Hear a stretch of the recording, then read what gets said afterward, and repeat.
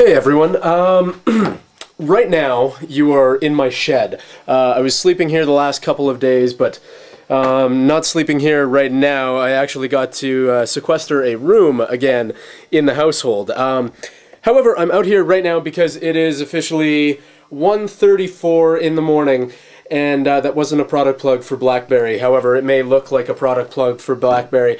It's 1:34 in the morning at 4:30 p.m.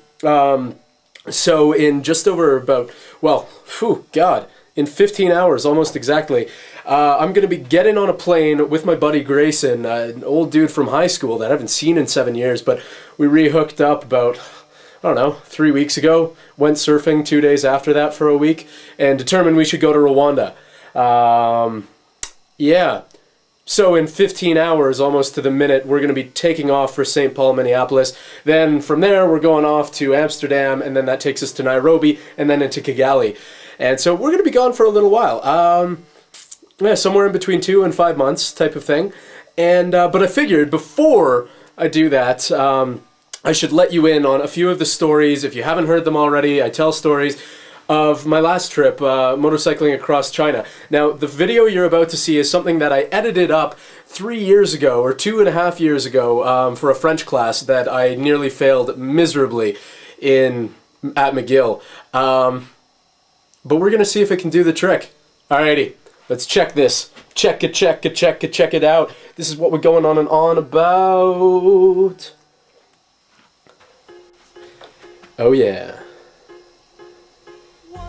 So it started off as a presentation about traveling solo because I always tend to travel solo and meet people along the way. And meeting people along the way I find is just fantastic because it gets rid of all of those fears. You're afraid of being lonely, you're afraid of bad things happening, you're afraid of just never meeting anybody. However, I was able to meet people all the way along, like great people.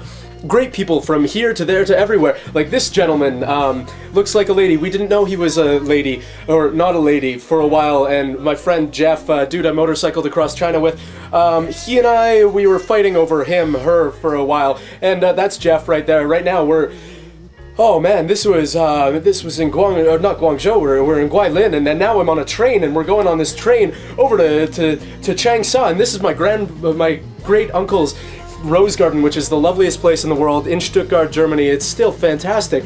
He and my aunt died this last year, but they have the most beautiful garden in the world. And oh my god, okay, when you start motorcycling across China and driving your motorcycles into hotels in order to find room, that's really where it's at. And we got into Tibet. We got into fucking Tibet. I didn't mean to swear on that one, but holy crap, it was fantastic. We were told all the way along that we were going to get arrested, that we had to go through towns just crawling on our hands and knees in the nighttime. And we managed to get by without ever once being arrested. We even locked ourselves in a bank one time. That's a long story about money and things. This is up at Everest Base Camp. Coolest British team in the world. I love some of the crazy signs around. My dad, right there. And this is Jeff. This is a Jeff Dutch dude that I met when I was coming back. We weren't even in Chengdu. We were up in Ping'an and did all this crazy stuff. And oh my god, now we're in Germany with windy roads. No, Switzerland. And now there's a map. And back to China. Oh, these ladies have the longest hair in the world. Guinness Book will show it. These monkeys attacked like crazy. I was in this crazy hiking trip in Hong Kong, and then this one is, oh man, we're all over the place with this movie. But however, okay, this is what we do with monkeys. That's Buddhist. Oh god, there's so much going on right now. Tibetan women are gorgeous, absolutely gorgeous. The way that they dress, the look of their eyes, the look of their face, and everything. They can be as dirty as peach, and yet it's. Oh my god, the most wonderful people in the world. You meet them over tea all of the time. And this man, he had prostrated for like 5,000 kilometers. And this guy, he was sitting on a whole bunch of stuff. Dust storms in Tibet, the most wonderful things in the world. Dogs, they were so friendly. These guys, they lived in a yak hut. Everything that they ate, everything that they used was made by yak, from yak. Everything. These guys saved our asses from a storm. And oh my god, this man, this was right up on the way to Everest. This is Namso Lake in northern Tibet. And a few hours north of Lhasa, coolest stuff in the world, highest saltwater lake in the world. This lady, we love to flirt with her. This was just coming down from Everest, had some soup with all the locals, and then got into Nepal. Nepal, the day we got in, was in the midst of a civil war, and we spent the time chilling with the Maoists for the first day that there had been ever a public Maoist rally that was legalized. It was crazy. They took 1 million people from the countryside and brought them into this one place, the royal yards that had never been touched by anybody except those who had been invited by the royals. Oh my God, you gotta look at the scenery. Everywhere. The most amazing scenery. From Everest here, which made me bawl for hours when I saw it, and literally bawl until I realized I was looking at Lhotse, which is the 4th highest mountain in the world, and I'm determined to climb Lhotse now because it had such an impression on me. Oh man. But traveling by horseback, this was outside of our hostel in Chengdu. These ladies were having a random parade on the street. Just, oh God, so cool. There's so many experiences all over the place, meeting great people, doing great things. 2 weeks of trying to get our motorcycle licenses. We conned the we didn't do that. We did not use Mob Connect. We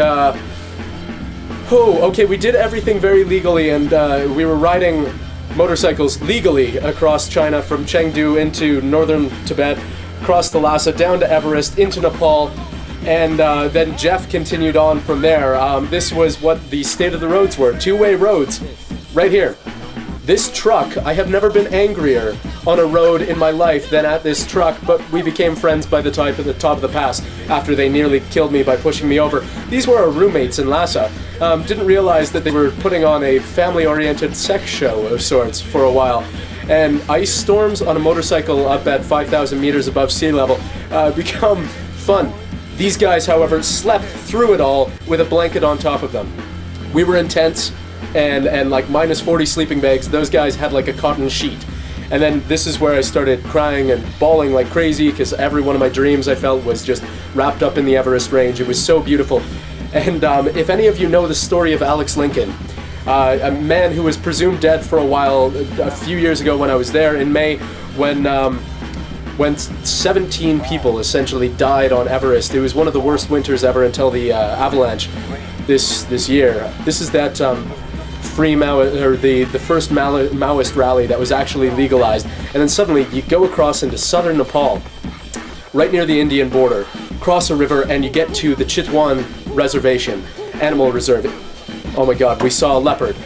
We were thinking that we might see a tiger, but fuck, a leopard is even more rare apparently. And elephants, you will never, ever experience an animal that is more mystical than an elephant, I swear. So, that's a quick overview of some stuff, jumbled stories. I hope to tell them all later again too. But get on out traveling. Yeah, I head off in fewer than 15 hours now. Awesome. I'll catch you guys in a few months. And in the meantime, I'll try and blog every single time that I have internet and electricity.